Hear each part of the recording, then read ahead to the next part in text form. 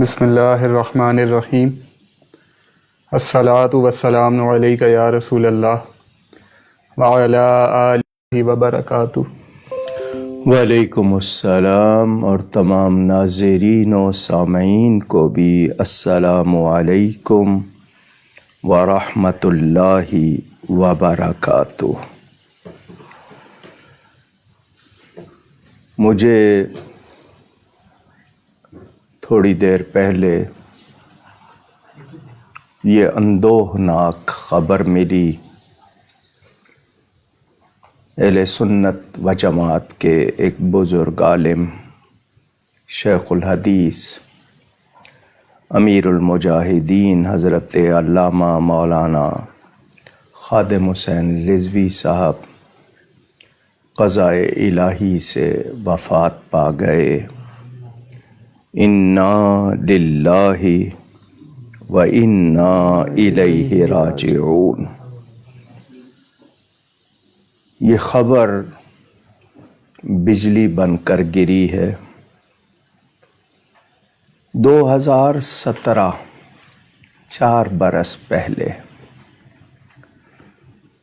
اس ہستی کا تعارف ہوا دنیا سے۔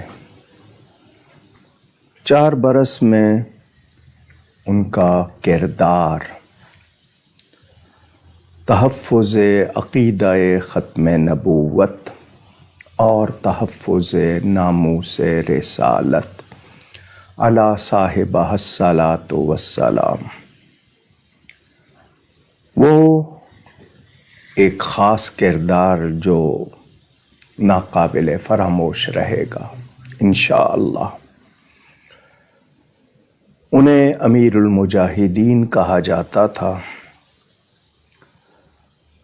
بہت مختصر عمر 1966 ان کا سن ولادت ہے۔ دیکھا جائے تو تقریباً 54 برس کی ظاہری عمر پائی، اور ابھی 2 دن پہلے وہ پھر نبی کریم صلی اللہ علیہ وسلم سے منسوب کر کے جو خاکے بنائے جا رہے ہیں یا بنائے گئے، ان پر اپنے ایمانی جذبات کا، غم و غصے کا اظہار کر رہے تھے۔ ایک حادثے میں انہیں تکلیف ہوئی تھی جس کی وجہ سے وہ چل پھر نہیں سکتے تھے، ویل چیئر پہ رہتے تھے، لیکن یہ عذر ان کے ایمانی تقاضوں میں رکاوٹ نہیں بنا۔ انہوں نے ختم نبوت کے حوالے سے پوری دنیا میں اس عقیدے کے تحفظ کا پیغام اجاگر کیا۔ اس میں ان کا کردار بلایا نہیں جا سکتا، نہ ہی اس سے چشم پوشی کی جا سکتی ہے۔ وہ اپنے خطابات میں جس انداز میں تھے، مگر پرخلوص جذبہ تھا ان کا، صدق و خلوص کے حوالے سے ان میں کوئی شبہ نہیں کیا جا رہا تھا۔ بہت لوگ ان کے ساتھ ہوئے، یقینی بات ہے، ایمانی تقاضے تھے، ان کے مطالبے ایمانی تھے۔ کوئی مسلمان، سچا مسلمان، ان مطالبات سے روگردانی نہیں کر سکتا تھا۔ اچانک ان کی وفات 2 ربیع الثانی اور 19 نومبر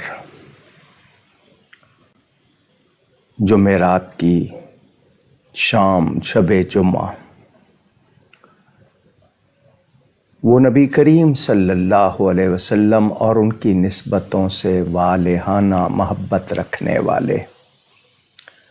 آپ کو ان کے طرز تکلم سے اختلاف ہو سکتا ہے، ان کے انداز سے شاید اختلاف ہو، لیکن ان کے جذبے سے اختلاف نہیں کر سکتے۔ پاکستان میں ہونے والے گزشتہ انتخابات میں ان کی تحریک نے حصہ لیا اور ایک تیسری بڑی جماعت کے طور پر ابھر کر آئے۔ الیکشن کیسا ہوا، اس کے نتائج کیسے رہے، میں اس پہ کوئی گفتگو نہیں کرنا چاہتا، لیکن غمزدہ ہوں۔ ایک عہد ختم ہوا ہے، غیرت کا، حمیت کا، جرت کا، صداقت کا، نبی پاک صلی اللہ علیہ وسلم سے محبت کے اظہار کا ایک اپنا انداز تھا ان کا۔ نہیں معلوم قدرت کو کیا منظور، اللہ کے کام وہی جانتا ہے۔ ان کی وفات سے اس وقت اہل سنت بہت غمزدہ ہیں۔ ابھی صرف وفات کی خبر آئی ہے، کل جنازہ بھی ہو جائے گا، تدفین بھی ہو جائے گی، ان کا جسم نگاہوں سے اوجھل ہو جائے گا، لوگ ان کی باتیں سنیں گے، کلپس موجود ہیں، ویڈیوز موجود ہیں، وہ ولولہ ان کے فرزند یا کوئی بھی جانشین اسی انداز میں اللہ کرے جاری رکھ پائیں اور لوگوں کو ناموس رسالت کے لیے متحرک رکھیں۔ آمین۔ ان کے اہل خانہ سے تعزیت کرتے ہیں، ان کے تمام وابستگان سے تعزیت کرتے ہیں۔ ہم سب مغموم ہیں، یہ معمولی نقصان نہیں ہے۔ صرف 4 برس میں انہوں نے جو کام کر دکھایا وہ یقیناً اپنی مثال آپ۔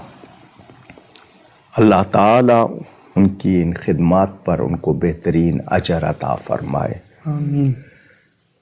یقیناً وہ بارگاہ رسالت میں پہنچیں گے، اللہ تعالیٰ ان کو نوازے گا۔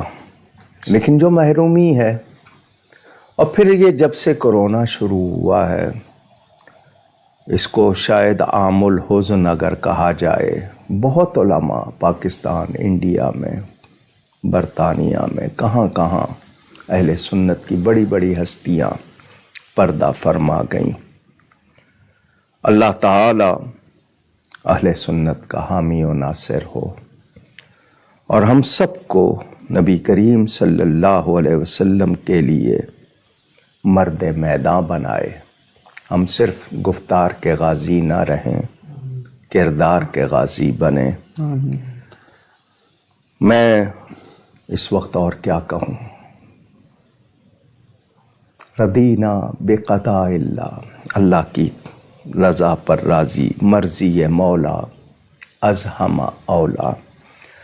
اللہ تعالی ان کے تمام گھر والوں کو، وابستگان کو اس صدمے پر صبر اور صبر پر اجر عطا فرمائے۔ ان کے لیے بلندی درجات کی دعائیں ہیں، اللہ تعالی ہم پر مہربانی فرمائے۔ آمین۔ اب باقاعدہ سوال و جواب کی نشست کا آغاز کرتے ہیں۔ آپ اپنے سوالات کامنٹ سیکشن میں لکھ کر ہمیں بھیج سکتے ہیں۔ انشاءاللہ ہماری پوری کوشش رہے گی کہ کم سے کم وقت میں زیادہ سے زیادہ سوالات علامہ صاحب تک پہنچا سکیں۔ اسی دوران کہ آپ کے سوالات آنا شروع ہوں، ہم گزشتہ نشست میں جو سوالات رہ گئے تھے یا واٹس ایپ اور پیج ان باکس کے ذریعے جو سوالات موصول ہوئے ان سے آغاز کریں گے۔ ممبئی سے آصف شیخ صاحب کا سوال ہے، پروویڈنٹ فنڈ سے جو انٹرسٹ ملتا ہے اس کا کیا حکم ہے؟ اور دوسرا سوال ان کا کہ سیونگ بینک اکاؤنٹ کا بھی انٹرسٹ ملتا ہے، اس کا کیا حکم ہے؟ بسم اللہ والحمد للہ والصلاة والسلام علی رسول اللہ۔ سود کا، ربا کا جو بھی نام رکھ لیا جائے، اسے کسی حوالے سے پکارا جائے وہ کسی صورت جائز نہیں، نہ ہم جائز کر سکتے ہیں، نہ ہمیں ایسا سوچنا چاہیے۔ اس حوالے سے کئی مرتبہ یہ بات کہہ چکا ہوں کہ جہاں جہاں سے سود ملتا ہے اسے اپنی رقم میں شامل نہ کیجیے، وہ سود کی رقم بغیر ثواب کی نیت کے کسی مستحق کو دے دیں۔ آپ کے رشتہ دار ہیں، کوئی ادارہ ہے، اسے دے دیں۔ رفاہی فلاحی کام کرنے والے جن کو آپ خیراتی ادارے کہتے ہیں یا چیریٹی کا لفظ آپ بولتے ہیں، یا کسی مدرسے میں یا کسی اور جگہ آپ دے دیں، ان کو معلوم ہے وہ بغیر ثواب کی نیت کے آپ اپنی رقم سے الگ کر دیں، اپنی رقم میں شامل نہ کریں۔ جہاں کہیں سے اگر آپ کو کہیں سود دینا پڑ رہا ہے مجبوری، تو سود کی رقم اس سود میں دے دیں، لیکن اپنی رقم میں شامل نہ کریں، اپنے مال میں مکس نہ کریں، بینکوں میں بھی نہ چھوڑیں۔ اسی رقم کا چیک کاٹ کر آپ کسی مستحق کو دے دیں، وہ رقم اپنی رقم سے الگ رکھیں، مگر کسی طرح وہ جائز نہیں ہوگی۔ فقیر سائیں بخش صاحب کا سوال ہے کہ میں نے اپنے بیٹے کا نام مثنیٰ علی رکھا ہے، تو کیا یہ جائز ہے؟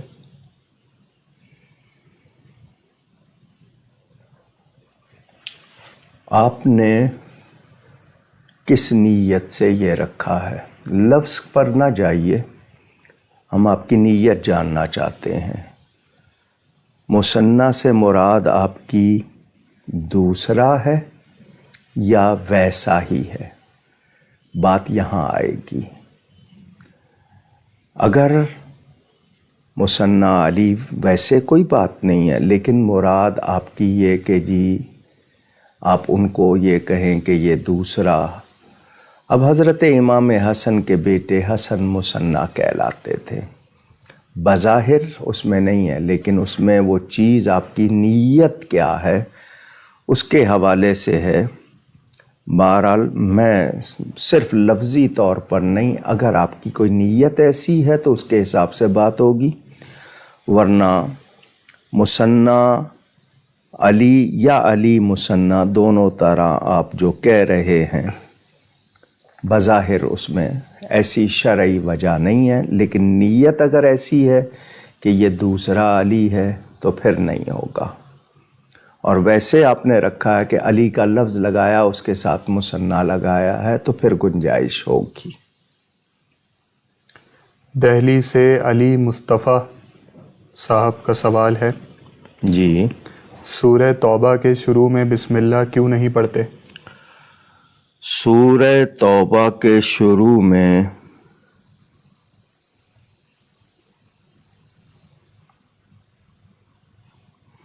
یہ جو آپ نے مجھے خبر بھیجی ہے ابھی، پیج پر یہ متعدد کامنٹس، یہ خبر آئی ہے کہ علامہ خادم حسین رضوی صاحب غالباً بے ہوش ہوئے تھے، ان کی سانس بحال ہو گئی ہے۔ اگر یہ خبر درست ہے تو الحمدللہ، اللہ کریم انہیں زندگی دے، اور خبر صحیح ہے تو اللہ تعالی انہیں صحت بھی دے، ان کی عمر بھی دراز کرے، اللہ کرے کہ یہ خبر صحیح ہو۔ جی، سورہ توبہ، سورہ توبہ میں نے پہلے بھی جواب دیے ہیں، پھر دوہرا رہا ہوں کہ اگر ترتیب سے قرآن پڑھتے جا رہے ہیں، آپ نے اسٹاپ نہیں کیا، یعنی وہاں اس سے پہلے روک دیا، اگلے دن شروع کر رہے ہیں، تو اگر آپ ابتدا وہاں سے کر رہے ہیں تو آپ بسم اللہ پڑھیں گے، اور اگر پڑھتے آ رہے ہیں تو پھر نہیں پڑھیں گے۔ اٹک سے محمد علی صاحب کا سوال ہے کہ اگر قبرستان کے باہر سے گزر ہو تو کیا باہر سے ہی اگر مردوں کو سلام کر دیا جائے تو کیا وہ کافی ہوگا یا قبرستان کے اندر داخل ہو کر سلام کرنا پڑے گا؟ بڑا اچھا سوال. اس پر دو باتیں کہتا ہوں. ہمارے ہاں قبریں ترتیب سے نہیں بنائی جاتی. گورکن آج کل جو کر رہے ہیں اس پر حکمرانوں کی کوئی توجہ نہیں ہے. نئے نئے قبرستان تو بنا دیے انہوں نے بہت فاصلوں پر. لوگ جلدی یا جگہ کے قریب ہو گورکن سے کہتے ہیں وہ کسی پرانی قبر کو جس کو کوئی پوچھتا نہیں ہے وہ صاف کر کے وہیں جگہ فراہم کر دیتا ہے. قبرستان میں اگر کوئی جگہ بیچ میں خالی رہ گئی اور وہاں تدفین کر رہے ہیں تو آپ قبروں سے گزر سکتے ہیں، وہ آپ کی مجبوری ہے. ورنہ قبر پہ پاؤں رکھنا اتنا سخت منع ہے کہ آگ جل رہی ہو اس میں پاؤں رکھ دے، قبر پر پاؤں نہ رکھے. بہت سے لوگ شب برات میں قبریں پھلانگتے ہوئے جاتے ہیں بجائے ثواب کے وہ گناہ کماتے ہیں. اس حوالے سے میں نے اپنی کتاب قبر کے احکام اور آداب اس میں کچھ لکھا، خاص طور پر مدینہ منورہ میں، مکہ مکرمہ میں. اب 1400 سال سے زیادہ عرصہ ہو گیا، رستے بنا دیے ہیں. کیا واقعی وہ رستے تھے یا قبروں پہ بنے ہوئے ہیں؟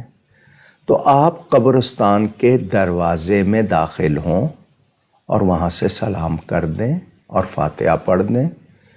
قبروں کی زیارت کیوں کی جاتی ہے؟ کہ ہمیں موت یاد آئے، دنیا سے رغبت کم ہو.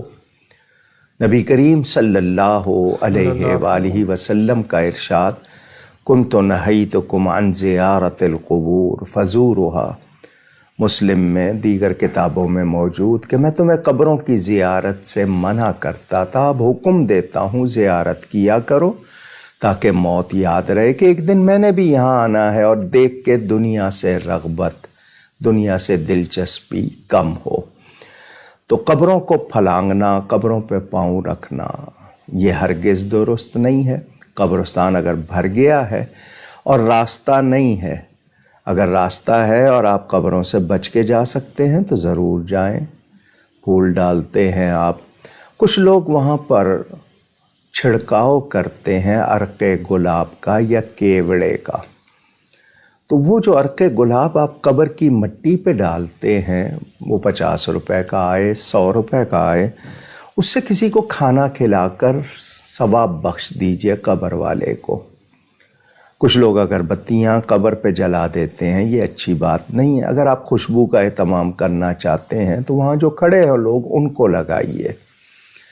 تو کوشش کیجئے کہ وہ کام جس سے آپ وفات پانے والے کو زیادہ فائدہ پہنچا سکیں، وہ اس کے نام پہ کوئی کپڑے دے دیں، مستحق کو کھانا کھلا دیں، کوئی اور نیک کام کر لیں. کیوڑا ڈالنے سے، گلاب کا عرق ڈالنے سے آپ کو کوئی ثواب نہیں ہوتا. ٹھیک ہے آپ کی تسکین ہے، میں یہ نہیں کہہ رہا ہوں کہ وہ ڈالنا حرام ہے، ایسی بات نہیں، لیکن اس سے قبر والے کو کوئی فائدہ نہیں.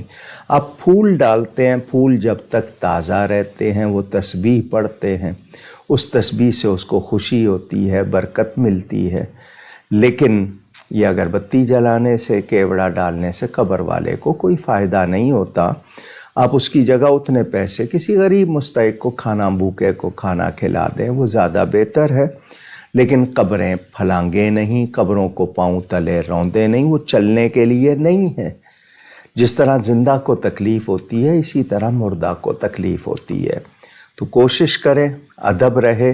اگر قبر اندر ہے اور راستہ نہیں ہے تو قبرستان کے دروازے پہ آپ سلام کر دیں گے، وہیں سے فاتحہ پڑھ لیں گے تو اس کو پہنچے گا. وہ اللہ تعالیٰ پہنچانے والا ہے.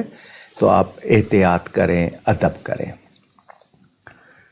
ذیشان نصیر صاحب کا سوال ہے، نیک لوگوں کی پہچان کیا ہے؟ نیک لوگوں کی پہچان ظاہری طور پر یہ ہو کہ ان کے منہ سے غلط کلمے نہ نکلے، ان کا طور طریقہ خلاف شریعت نہ ہو، وہ اللہ سے ڈرنے والے ہوں، اور وہ نظر آتا ہو. ایک بناوٹ ہوتی ہے کہ لوگوں کے سامنے تو ہے. کیا آپ تنہائی میں بھی اللہ سے ڈرتے ہیں؟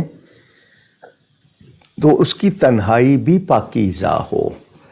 تو کوشش یہ ہوگی کہ ہم صرف بہت لوگوں کا ظاہر دیکھتے ہیں، ان کے لباس تو اجلے ہیں، دل میلے ہوتے ہیں، یا اس میں نفرتیں، کدورتیں اور پتہ نہیں کیا کیا بھرا ہوتا ہے، غیبتیں ہوتی ہیں، زبان ان کی نہیں ہوتی. تو جس کا ظاہر بھی اور باطن بھی، یعنی وہ اللہ سے ڈرنے والا ہو اور نبی کریم صلی اللہ علیہ وآلہ وسلم کی سنتوں پر چلنے والا ہو. خوف خدا رأس الحکمت مخافت اللہ. اللہ کا خوف جو ہے یہ دانائی کا سرچشمہ ہے. تو خوف خدا جس کو ہوگا اس کے اعمال میں وہ چیز ظاہر ہوگی. یہی اس کی نیکی ہے کہ وہ ایمان کے بعد تقوی والا ہو، عقیدے صحیح ہوں اور تقوی والا ہو. یہ نیکی کی پہچان ہے، کوئی خاص چیز نہیں ہے. بنیاد ہے یہ کہ اس کی ہر بات میں اس کو احساس ہو کہ اللہ تعالی مجھے دیکھ رہا ہے.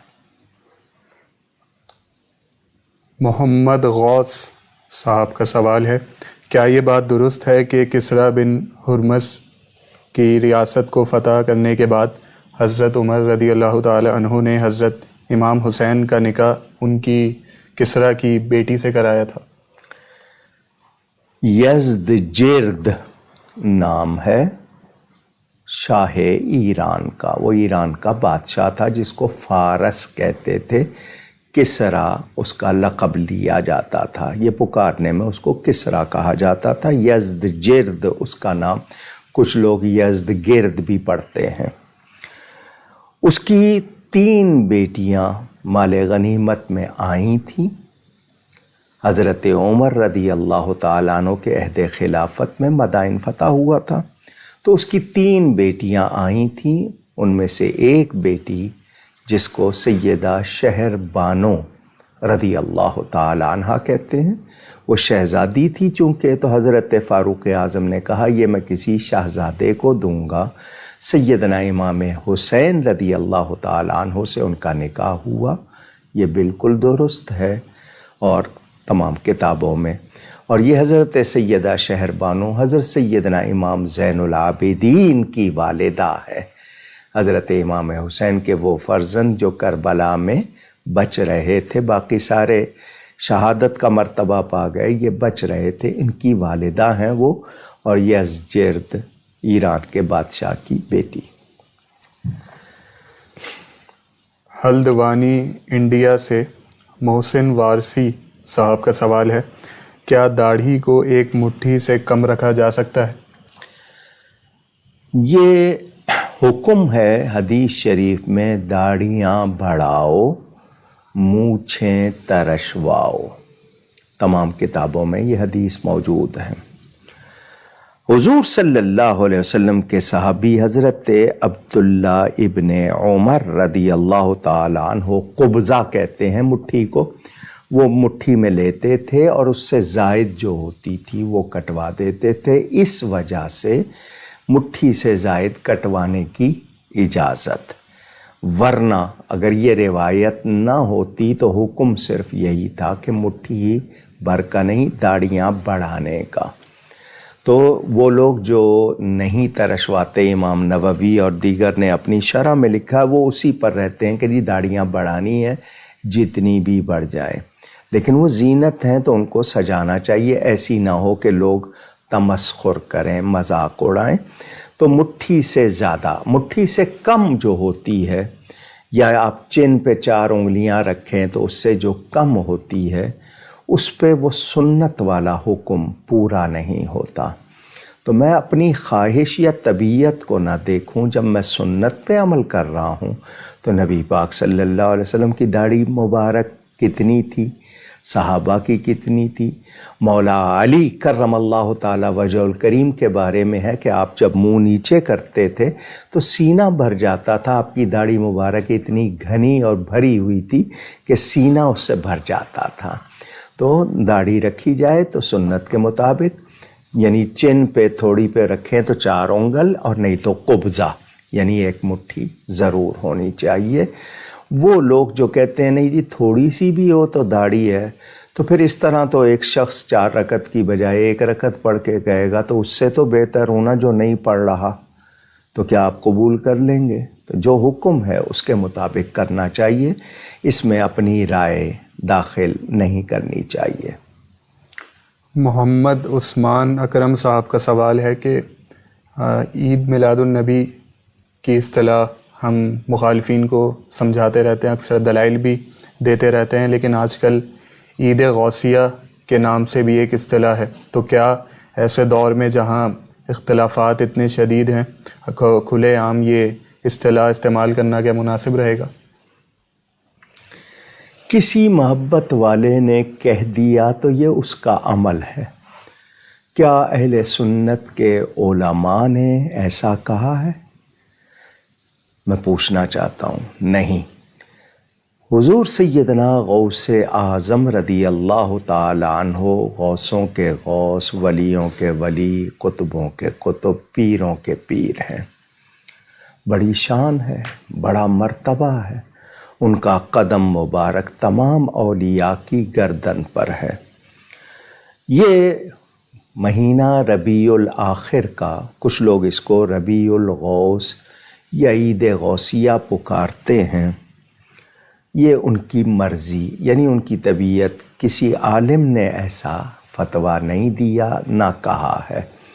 ہم 11ویں شریف مناتے ہیں اور یہ بڑی 11ویں کہلاتی ہے کیونکہ سالانہ ہوتی ہے، ان کے عرس شریف کا موقع ہے، ہم ان کے فیضان کے قائل ہیں، ان کی عظمت کے، ان کی شان کے قائل ہیں، مگر اس کو عید غوثیہ کہنا تو میرا خیال ہے کہنا ہو تو 1 رمضان کہا جائے جو ان کی ولادت کا موقع ہے، یہ تو ان کے عرس شریف کا موقع ہے۔ بہرحال اس طرح کے لفظ کچھ لوگوں کے لیے مسئلہ بن جاتے ہیں، احتیاط بہتر ہے۔ محمد حفیظ صاحب کا سوال ہے کہ میری والدہ کینسر کے مرض میں مبتلا ہیں اور درد کی وجہ سے بہت تڑپتی ہیں، کوئی وظیفہ بتا دیجئے جس سے ان کے درد میں کمی آئے۔ اللہ تعالی شفا عطا فرمائے۔ آمین۔ درد کے لیے قرآن کریم کی آیتیں پڑھی جاتی ہیں۔ میں نے اپنی کتاب اوراد مشائخ میں ایک وظیفہ نقل کیا ہے، اتفاق سے اس کا نام میں تحفہ کوکب رکھ گیا۔ مجھے نام رکھنا تھا تحفہ اولیاء، مگر اس وقت لکھ گیا۔ اس میں نے وہ آیتیں بھی لکھی ہیں، ورنہ آیات شفا 6 وہ ہیں، وہ پڑھیں۔ اگر آپ کو رسول پاک صلی اللہ علیہ وآلہ وسلم کے بال مبارک، منہ مبارک کے غسل کا پانی مل جائے تو وہ زمزم میں ملا کے ان کو پلائیں۔ اگر بال مبارک اصلی ہوا، اس کا غسل کا پانی انشاءاللہ مرض دور ہو جائے گا۔ بہت سے لوگوں نے منسوب کیے ہوئے ہیں بال مبارک، ان کی پوری طرح تسلی نہیں ہے، منسوب ہے، نسبت کی وجہ سے احترام کیا جاتا ہے، تو اصلی بال مبارک کے غسل کا پانی ملے گا تو انشاءاللہ شفا ہوگی۔ اجوا کھجور اللہ تعالیٰ کی طرف سے ایک انعام ہے، اور بہت سی بیماریوں کا علاج، اگر شوگر نہ ہو تو وہ کھلائیں، ورنہ آیات شفا، درود شفا، دعائے شفا پڑھیں، اللہ تعالیٰ ان کی تکلیف دور فرمائے۔ آمین۔ مہوش علی صاحبہ کا سوال ہے کہ جب کسی کی میت پر قرآن پڑھتے ہیں تو دعائے ختم القرآن نہیں پڑھتے، لیکن جب ہم اکیلے پڑھتے ہیں تو دعائے ختم القرآن پڑھی جاتی ہے، تو اگر ہمیں کسی کو ایصال ثواب کرنا ہو قرآن تو کیا دعائے ختم القرآن پڑھنی ہے یا نہیں؟ وہ دعا جو ہے وہ اگر کہیں تعلیم کی گئی ہے تو ضرور پڑھی جائے۔ برکت کے لیے کوئی بھی دعا جو اچھی ہے وہ پڑھی جا سکتی ہے۔ مثال کے طور پر قرآن میں کتنی دعائیں ہیں نبیوں کی جو بیان ہوئیں، خود رسول پاک صلی اللہ علیہ وآلہ وسلم نے کتنی دعائیں تعلیم فرمائی، ہم کو تو یاد بھی نہیں ہے، ہم تو یاد بھی نہیں کرتے، حالانکہ جتنی معصورہ دعائیں ہیں وہ چھپی ہوئی ہیں۔ تو آپ کو کبھی اردو میں کرتے ہیں، کبھی آپ اپنی مادری زبان میں کرتے ہیں. اللہ تعالیٰ ساری زبانیں جانتا ہے، لیکن عربی میں دعا یاد ہو تو اللہ کو عربی پسند ہے کہ اس کے محبوب کی زبان ہے. تو آپ نے اگر کوئی ایک دعا نہیں بھی پڑھی ہے تو مسئلہ نہیں ہے. آپ ایصال ثواب میں اگر سیدھے جملے کہتے ہیں کہ کلام پاک پڑھا ہے، یا اللہ اس کو قبول فرما اور تمام مومن مردوں، تمام مومن عورتوں کو اس کا ثواب پہنچا، یہ اتنا بھی کافی ہوتا ہے. رسول پاک صلی اللہ علیہ وسلم کا نام اس لیے لیتے ہیں کہ ان کی برکت سے قبول ہو جائے گا اور پھر سب کو پہنچے گا کہ ان کے واسطے سے، ان کے وسیلے سے. تو اگر وہ دعا ختم القرآن آپ نے پڑھی ہے یا نہیں پڑھی، آپ نے جو بھی اچھا کلام پڑھا ہو، اب ایصال ثواب صرف آپ قرآن پڑھ کے ہی تو نہیں کرتے، کبھی کبھی آپ درود شریف پڑھ کے کر دیتے ہیں، اسماء حسنہ پڑھ کے کر دیتے ہیں، کوئی اور پاک کلام پڑھ کے. تو وہ پڑھ لیں تو پڑھ لیں، نہیں پڑھی ہے تو کوئی ایسی بات نہیں ہے کہ آپ کوئی گناہ گار ہوں گے. اگلا سوال رضا محمد صاحب کا ہے کہ نبی پاک صلی اللہ علیہ وسلم کے در پر حاضری دینے کے کیا آداب ہیں؟ ہو سکے تو مجھے بھی بتائیے، میں ابھی تک اس بارگاہ کے آداب سے واقف نہیں ہو سکا. ہم منہ اٹھا کے چلے جاتے ہیں. سرکار ہم گواروں میں طرز ادب کہاں، ہم کو تو بس تمیز یہی بھیک بھر کی ہے. ان کی مہربانی ہے کہ ہم جیسوں کو وہاں حاضری مل جاتی ہے، ہم چلے جاتے ہیں. مدینہ منورہ کا ادب سیکھنا ہے تو امام مالک سے سیکھیے، امام اعظم ابو حنیفہ سے سیکھیے. ہم کوشش کریں کہ جب وہاں جائیں مسجد نبوی میں جتنی دیر ہو حضور قلب یعنی دل حاضر ہو، دل کہیں اور نہ اٹکا ہو. جتنی دیر بھی، آپ 15 منٹ یا 15 گھنٹے، آپ جتنی دیر رہیں حضور قلب ہو، دھیان عمارت کی بناوٹ پر نہ ہو، لوگوں کی حرکتوں پر نہ ہو، یہ کہ میں کس کی بارگاہ میں بیٹھا ہوں. میرے اتنے نصیب تو اللہ نے چاہا تو شاید کوئی ایک کام بھی ادب والا ہو گیا، بات بن جائے گی. ورنہ معافی چاہ لیجیے گا، حضور ہم سے ادب نہیں ہو سکا، ہمیں معاف کر دیں. مدینہ منورہ کا ادب نصیب والوں کا کام ہے. اللہ ہم سب کو توفیق عطا فرمائے. آمین. حسین صاحب کا سوال ہے کہ جب نیند سے بیدار ہوں تو کون سا کلمہ پڑھنا چاہیے تاکہ اس کی ایسی عادت بن جائے تاکہ جب قبر میں بھی اٹھیں تو اسی کلمے کو پڑھتے ہوئے اٹھیں؟ رب تعالیٰ کا نام لینا، کہ وہ جو دعائیں بتائی ہیں، اللہم بک اصبحنا و بک امسینا و بک نحیا و بک نموت، یہ ساری آیت دعائیں بھی ہیں.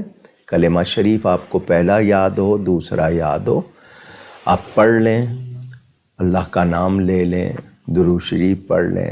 جو بھی کلمہ، خیر کا کلمہ آپ کی زبان سے پہلا لفظ خیر کا نکلے، الحمدللہ ہی کہہ لیں آپ، تو یہ بھی بہت ہے. لیکن پہلا یا دوسرا کلمہ یا تیسرا چوتھا، یہ جو بھی کلمہ آپ کو آتا ہے وہ آپ عادت بنا لیں. ہر کلمہ خیر خیر کا ہے اور اس میں خیر ہے. کلمہ بد نکالنا، یا کوشش کریں کہ پہلی نظر آنکھ کھلے تو کوئی آپ کے گھر میں ایسی لگی ہو کعبۃ اللہ، روضہ رسول کی شبیہ، کہ اس پہ پہلی آنکھ پڑے، درود شریف منہ سے نکلے، الحمدللہ منہ سے نکلے، اچھی بات. باقی جو دعائیں بتائی گئی ہیں کہ صبح اٹھ کے کیا پڑھنا ہے، رات کو سوتے وقت کیا پڑھنا ہے، اگر وہ یاد ہوں تو وہ بھی پڑھیں، انشاءاللہ خیر ہوگی. ابھی جو مثنیٰ علی نام کے حوالے سے سوال آیا تھا، انہوں نے وضاحت دی کہ میں نے نیت کی تھی کہ اگر اللہ پاک مجھے بیٹا دے گا تو میں اس کا نام مثنیٰ رکھوں گا، اور پھر ساتھ میں نے علی لگا دیا. تو ایسا کریں کہ علی کا لفظ پہلے لگا دیں، بعد میں مثنیٰ، یا غلام علی کچھ کر دیں ایسا. باقی وہ بھی رکھتے ہیں تو ٹھیک ہے. محمد راشد صاحب کا سوال ہے کہ اسکول لائف میں کسی دوست سے پیسے لیے تھے، پھر وہ دوست الگ ہو گیا، اب کوئی رابطہ نہیں ہے، تو اب کیا کیا جائے؟ آپ کو ان کے بارے میں کچھ معلومات ہو سکے آج کل بہت آسان ہے، آپ کو ان کا نام معلوم ہوگا فیس بک سے، دوسری چیزوں سے، اب تو بہت آسان ہو گیا، کسی ان کے رشتہ دار کا پتہ چل جائے۔ آپ پہلے کوشش کریں مہینہ بھر 2 مہینے پتہ لگانے کی، 2-3 مہینے تک آپ کو بالکل پتہ نہیں چلتا اور آپ نے پوری کوشش کی، تو آپ ان کی طرف سے وہ پیسے مسجد میں یا صدقہ کر دیں کہیں پر، مدرسے میں کہیں۔ لیکن بعد میں وہ شخص مل گیا، پتہ لگ گیا اور اس نے تقاضا کیا، تو آپ اس کو بتائیں کہ میں نے اس طرح خرچ کر دی ہیں۔ وہ کہے گا نہیں مجھے دو، تو پھر آپ کو دینے ہوں گے۔ لیکن پہلے آپ 2-3 مہینے پوری اپنی کوشش کر لیں اس کو معلوم کرنے کی، اس کے کسی دوست رشتہ دار کسی طرح پتہ لگ جائے۔ جب آپ کی کوشش 2-3 مہینے مسلسل رہنے کے بعد نہیں معلوم ہوتا، آپ نے پوری اناؤنسمنٹ کی فیس بک پہ، واٹس ایپ پہ، کہیں پہ بھی آپ نے میسج لگایا تاکہ دوسرے جو ہے آپ کو کسی طرح سوشل میڈیا سے بتا دیں، کوئی عطا پتہ نہیں ملتا، تو آپ اس کی طرف سے وہ پیسے صدقہ کر دیجئے یا مسجد میں دے دیجئے اس کی نیت سے۔ لیکن میں نے کہا نا، بعد میں اگر وہ مل گیا اور اس نے تقاضا کیا، وہ نہیں مانتا کہ تم نے دیے ہوں گے، تو پھر آپ کو اس کے وہ پیسے دینے ہوں گے۔ سمیع صاحب کا سوال ہے کہ قبر پر آذان دینا کیسا ہے؟ جی، جب ہم میت کو دفنا دیتے ہیں تو حدیث شریف کے مطابق فرشتے آتے ہیں اور میت سے سوال کرتے ہیں، رب کون ہے، دین کیا ہے، نبی کریم صلی اللہ علیہ وسلم کے بارے میں پوچھا جاتا ہے۔ تو شیطان اس کے سامنے آتا ہے اور اپنی طرف اشارہ کرتا ہے کہ میرا نام لے۔ تو ہم اذان دیتے ہیں تو جہاں تک اذان کی آواز جاتی ہے شیطان بھاگتا ہے۔ دوسری بات، اذان کے پہلے کلمات میں ان تینوں سوالوں کا جواب بھی ہے، اللہ اکبر، اللہ اکبر، اشہد ان لا الہ الا اللہ، اشہد ان محمد الرسول اللہ صلی اللہ علیہ وسلم۔ تو یہ ایک طرح سے تلقین بھی ہو جاتی ہے، اس کو وہ سنائی بھی دیتا ہے، کیونکہ مردے سنتے ہیں تو اس کو سنائی بھی دیتا ہے، شیطان بھاگ جاتا ہے۔ تو اذان دینے کا فائدہ ہے، لیکن کوئی نہیں دیتا تو ہم اسے یہ نہیں کہیں گے کہ ضرور دو، اور کوئی دیتا ہے تو منع نہیں ہے، اس کا فائدہ ہے۔ اگلا سوال عمر مجتبیٰ صاحب کا ہے کہ کیا نماز کے بعد نبی کریم صلی اللہ علیہ وسلم سے مانگنا گناہ ہے؟ نبی کریم صلی اللہ علیہ وسلم کو اللہ تعالی کی عطا کا مرکز، مظہر، منبع، معدن سمجھ کر مانگنا کہ یہ رب کا دیا، جس طرح فرمایا انما انا قاسم واللہ یعطی، اللہ تعالیٰ عطا کرنے والا ہے، میں بانٹنے والا ہوں۔ صحابہ مانگتے تھے اور آج تک ساری امت مانگتی ہے، مگر یہ اعتقاد کسی صورت نہ ہو کہ وہ خود بذات معطی ہے، نہیں، اللہ تعالیٰ کی عطا سے۔ رب تعالیٰ نے انہیں مالک و مختار، ھذا عطاؤنا فمنن او امسک بغیر حساب، یہ جس طرح قرآن کی آیات ہیں، احادیث موجود ہیں، صحابہ اسالو کا آ کے مانگتے ہیں، تو یہ نیت رکھ کے مانگنا، لیکن دعا اللہ سے ہوگی، نبی کریم کی بارگاہ میں التجا کہ ہماری دعا قبول کروا دیں، اور آپ اللہ کی عطا سے بانٹنے والے ہیں، مجھے عطا کیجئے، تو اس طرح کہنے میں کوئی حرج نہیں ہے۔ یہ تمام علماء، اولیاء، اسلاف کا طریقہ رہا ہے۔ دن کا اگلا سوال کہ بچوں کا حافظہ تیز کرنے کے لیے کوئی طریقہ بتا دیجئے، اور اگر کوئی تسبیح ہو تو وہ بھی بتا دیجئے۔ جی، بچوں میں سب سے پہلی بات میں ہمیشہ یہ کہتا ہوں اس سوال کے جواب میں کہ یہ جو ناک ہے، ناک، اس سے سانس لینا صحت کی علامت ہے، اور جب کوئی منہ سے سانس لیتا ہے نزلے کی وجہ سے، زکام کی وجہ سے، تو اس کی یادداشت صحیح نہیں رہتی جس کو آپ نے حافظہ کہا. تو پہلے یہ معلوم کیجئے کہ اسے نزلہ زکام یا دمہ وغیرہ تو نہیں ہے، کیونکہ اس کا علاج ہو جاتا ہے. بچوں کو سر ڈھانک کے سونا سکھائیں، کیونکہ اگر آپ باریک سی بھی ٹوپی پہن کے سوتے ہیں تو آپ نزلے سے محفوظ رہتے ہیں. اسی طرح گیلے بال لے کر دھوپ میں آنا یا پنکھے کے نیچے بیٹھنا، اس سے بھی آپ کے سائنس کا سسٹم متاثر ہوتا ہے. اگر یہ سب کچھ نہیں ہے اور ویسے یادداشت کا مسئلہ ہے تو سنقرئک فلا تنسى الا ما شاء اللہ یہ بھی پڑھا جاتا ہے. اس کے علاوہ اللہ کے اسماء حسنہ میں سے یا سلام یا حافظ یا حفیظ یہ نام ہے. اس کے علاوہ یہ جو دائیں ہتھیلی ہے، بچوں کو کہیں کہ صبح اٹھتے ہی سینے پر پھیلا دیں اچھی طرح انگلیاں کھول کے، اور بائیں انگلی کے پوروں پہ گنتے رہیں 70 ٹائم، 70 مرتبہ یا فتاح، اللہ تعالیٰ کا نام یا فتاح، انگلیوں پہ گنتے رہیں. جب 70 گنتی پوری ہو جائے سینے پہ پھونک مار لیں، اس سے یادداشت اچھی ہو جائے گی انشاءاللہ. اور اگر جھوٹ بولتے ہیں بچے یا غیبت کرتے ہیں تو کوئی وظیفہ اثر نہیں کرے گا، جھوٹ چھوڑنا پڑے گا. یعنی بچوں کے حوالے سے ایک اور سوال موسیٰ انصاری صاحب کا ہے کہ بچوں کو نیک بنانے کے لیے کوئی طریقہ بتا دیجیے.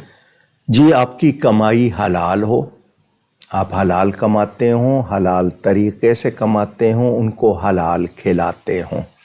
آپ کی تربیت، آپ بچوں کو ٹائم نہیں دیتے، آپ پیسے دے دیتے ہیں، چیزیں دے دیتے ہیں، ٹائم نہیں دیتے. ان کے ساتھ بیٹھیں، گفتگو کریں، ایمان کی پیاری پیاری باتیں جو دوستی کے انداز میں، تو بچوں کو وہ چیز منتقل ہوتی ہے. جب بچے بڑے ہو جاتے ہیں پھر آپ کوشش کرتے ہیں بدلنے کی، ان کی عادتیں دوسری بن چکی ہوتی ہیں، یا وہ جو آیا یا گھر میں جو ملازم ان کے ساتھ یا پھر اسکول کے بچوں کے ساتھ آپ نے ٹائم نہیں دیا. جو ٹائم تھا آپ نے ان کے ذہنوں میں دل میں جو باتیں ڈالنی تھیں وہ نہیں ڈالیں. اب بچے ہو گئے بڑے تو اب کوشش کریں ان کی صحبت اچھی رکھیں، ان کا ماحول اچھا رکھیں. آپ ان کے دوست بن کے ان سے باتیں کریں. ماں پہلے دادی نانی دادا دادی گھر میں ہوتے تھے، آپ چلے جاتے تھے کام پہ، بچے ان کے پاس، تو وہ ورثہ منتقل ہو جاتا تھا. اب آپ کو جوائنٹ فیملی سسٹم پسند نہیں ہے، بڑوں کے ساتھ رہنا نہیں ہے، وہ ارد گرد گلی محلے سے یا دوسروں سے سیکھتے ہیں. تو جب آپ نے بگاڑ لیا، اب آپ چاہتے ہیں صحیح ہو جائے، تو آپ تھوڑی سی محنت کریں بچوں پر اور کوشش کریں حلال کھلائیں، ان سے اچھی باتیں کریں. وہ اگر کوئی غلطی کر رہے ہیں تو صرف ڈانٹ ڈپٹ ہی نہیں، پیار سے آپ ان کے اصلاح کے طریقے، اچھی اچھی باتیں کہانیوں کے انداز میں سنائیں تو وہ اثر کریں گی. پانی ڈالتے رہیں نا تو پتھر ٹوٹ جاتا ہے. آپ محنت کریں گے ضرور اثر ظاہر ہوگا، مگر شرط ہے کہ آپ ان کے سامنے خود جھوٹ بول رہے ہوں، آپ سگریٹ پی رہے ہوں، آپ کی عادتیں غلط ہوں، تو بچے وہ نہیں کرتے جو آپ کہتے ہیں، بچے وہ کرتے ہیں جو آپ کو کرتا دیکھتے ہیں. تو اپنے آپ کو بھی سنبھالیے بچوں کے مستقبل کے لیے، تو انشاءاللہ بچے اچھے ہوں گے.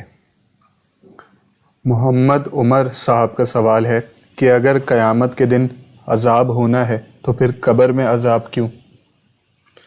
یہ سوال یہ بھی کہہ سکتے ہیں پھر دنیا میں تکلیف کیوں؟ یہ کیوں نہیں کہتے پھر؟ یہ کیا بات ہوئی؟ قدرت کا نظام ہے، آپ کا وہ پروسیس شروع ہو جائے گا، یہ ابتدا ہوتی ہے، وہ اصل سزا ہوگی. یہ اس کا ایک طرح سے آپ کو کہہ لیجئے تھوڑا سا جھلکی. یہ جو قبر کا عذاب ہے یہ جھلکی ہے، آخرت کا عذاب تو بڑا سخت ہے. تو یہ قدرت کا ایک نظام ہے. اچھا جی، جنت کیوں شروع ہو گئی قبر سے؟ کیونکہ حدیث شریف میں قبر کی 2 حالتیں، یا وہ جنت کے باغوں میں سے ایک باغ یا جہنم کے گڑھوں میں سے ایک گڑھا. یہی باتیں ہیں نا جی. تو آپ کیا چاہتے ہیں؟ اب آپ کو اندازہ ہوگا ہم دنیا میں کتنے کام کرتے ہیں، یہیں پکڑ ہوتی ہے، اس پر آپ نہیں کہتے کہ جب پکڑ قیامت میں ہونی ہے تو یہاں کیوں ہو گئی ہے. تو یہ آپ کو سنبھلنے کا موقع ملا ہے. اچھا قبر میں آپ ہیں, اب کوئی سال ثواب ہو رہا ہے, آپ ایمان والے ہیں, تو کتنے گناہ معاف ہو جاتے ہیں. تو یہ ایک مرحلہ شروع ہو گیا برزخ کا. اس کے بعد آخرت. تو یہ اس جیسے ہوتا ہے نا پہلے کہ جی ابھی تو آپ کو صرف گرفتار کیا ہے, ہلکی سی سزا ہے, حوالات ہے آپ کے لیے بند, اس کے بعد جب سزا اناؤنس ہو جائے گی تو پھر آپ کو بڑی سزا. تو سمجھیں بات کو, آپ تھوڑا سا اس پہ غور کریں گے تو آپ کو سمجھ آ جائے گی. ان کا دوسرا سوال کہ فاسق کی آسان فہم تعریف بیان فرما دیجیے. فسق عمل ہے, فاسق فسق کرنے والا. فسق کے معنی نافرمانی. ایک ہوتی ہے کھلی, ایک ہوتی ہے چھپی ہوئی. تو جو کھلی کرتا ہے اس کو فاسق معلن کہتے ہیں, اعلانیہ نافرمانی کرنے والا. اور ایک غیر معلن یعنی وہ اعلانیہ نہیں کر رہا, مثلا داڑھی منڈانا, اعلانیہ طور پر آپ نافرمانی کر رہے ہیں. میں نے صرف ایک جھلکی آپ کو بتائی ہے. تو جو نافرمانی کر رہا ہے جان بوجھ کے کر رہا ہے یا اس سے بغیر ارادے کے ہو رہی ہے, کس درجے کی ہے, یہ فسق آپ کو کہاں تک لے جاتا ہے. ایک آدمی اس کو نافرمانی ہی نہیں سمجھتا, وہ اس کا حکم موجود ہے لیکن وہ کہتا ہے میں نہیں مانتا, تو یہ کفر تک چلی جاتی ہے.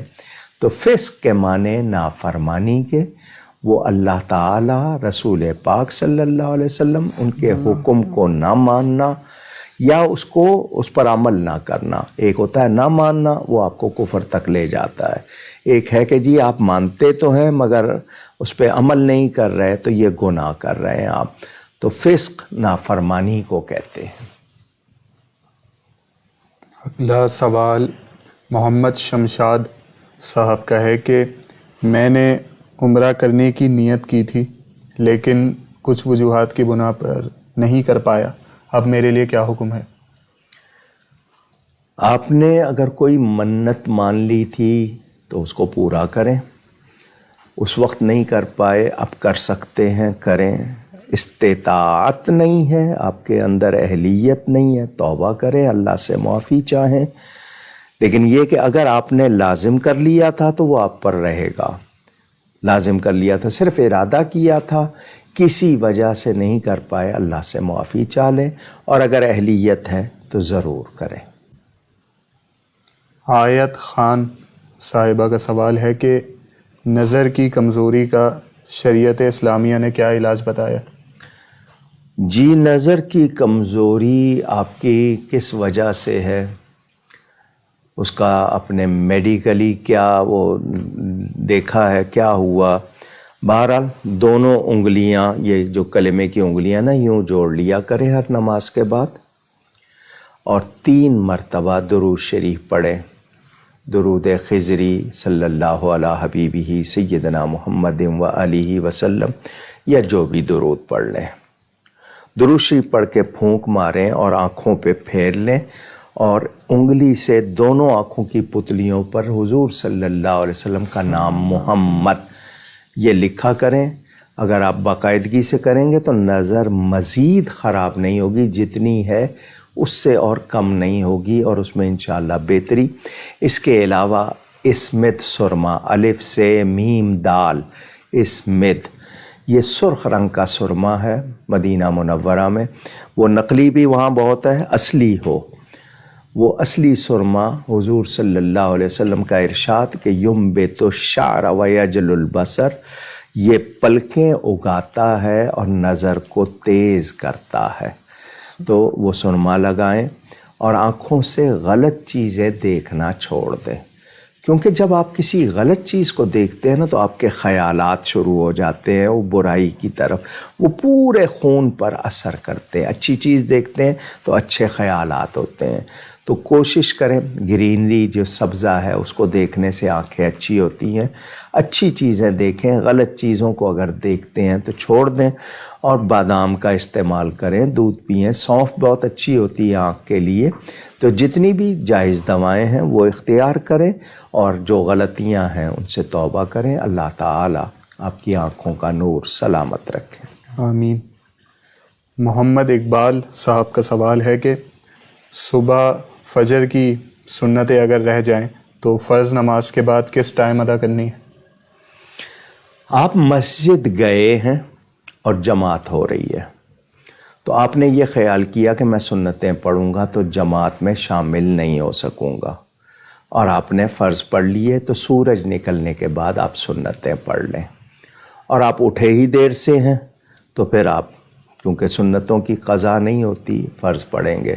مگر صبح کی سنتیں وہ جن کے لیے کہا گیا کہ دنیا و ما فیہا سے بہتر، دنیا اور جو کچھ اس میں ہے اس سے بہتر، ان کی بہت تاکید کی گئی ہے، ان کی بہت فضیلت آئی ہے. تو کبھی اگر ایسا ہو گیا تو آپ سورج نکلنے کے بعد پڑھ لیں گے، اور اگر آپ اٹھے ہی دیر سے ہیں تو پھر آپ صرف اپنے فرض قضا کریں. آپ ثواب کے لیے اس وقت نفل پڑھ لیں تو وہ بھی آپ کے ہو جائیں گے، لیکن کوشش کریں کہ سنتوں کا ناغہ نہ ہو. اگلا سوال لکھنؤ اتر پردیش سے سید ہلال رزاقی صاحب کا ہے. کیا یہ بات درست ہے کہ حضرت حجر بن عدی رضی اللہ تعالی عنہ کو امیر شام نے شہید کروایا تھا؟ امیر شام سے مراد ان کی حضرت امیر معاویہ رضی اللہ تعالی عنہ ہے. آپ ان کو امیر شام کہہ رہے ہیں. اگر آپ جنگ جمل اور صفین کے حوالوں سے جو بات کر رہے ہیں، میں آپ کو مشورہ دوں گا، آپ سے خدا اس کا سوال نہیں فرمائے گا، نہ آپ اس کے جواب دہ ہوں گے. اس وقت کے حالات اور ان معاملات کے وہ لوگ خود جواب دہ ہیں. اگر کوئی بات آپ کو ایسی سننے کو ملی ہے جو دو صحابیوں کی ہے، دو صحابہ کے درمیان کی ہے، تو اس کو مشاجرات صحابہ، یعنی صحابہ کے آپس کے معاملات. ہمیں یہ تعلیم ہے، حضور صلی اللہ علیہ وسلم نے ہمیں منع فرمایا کہ ہم گفتگو نہ کریں. کیوں؟ کہ صحابہ کے بارے میں قرآن میں اللہ نے فرمایا رضی اللہ عنہم ورضوا عنہ، وہ اللہ سے راضی ہو گئے، اللہ ان سے راضی ہو گیا. یا دوسرے مقام پر فرمایا وَكُلًّا وَعَدَ اللَّهُ الْحُسْنَى، اور اللہ نے ان سب سے بھلائی کا وعدہ کر لیا. یہ اتنی اہم ہستیاں ہیں صحابہ کرام اور اہل بیت اطہار.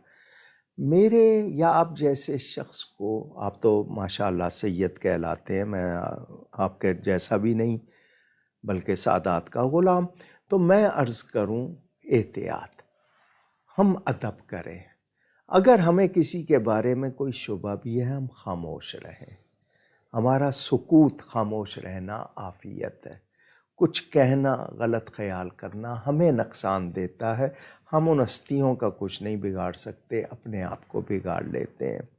سادات کرام، ان سے کہوں گا صحابہ کے لیے، صحابہ کے ماننے والوں کو کہوں گا اہل بیت اطہار کے لیے، ہمیں محبت اور تعظیم، یہ دو چیزیں ہمیں پیش نظر رکھنی ہے. اور ان کے معاملات میں ہمیں نہیں بولنا کیا ہوا، کس نے کیا، کیسے کیا. یہ تاریخی باتیں جتنی بھی ہیں، جیسی بھی ہیں، عقیدہ قرآن حدیث سے بنتا ہے، اور ہمیں وہاں پر صحابہ اور اہل بیت کا ادب سکھایا گیا ہے.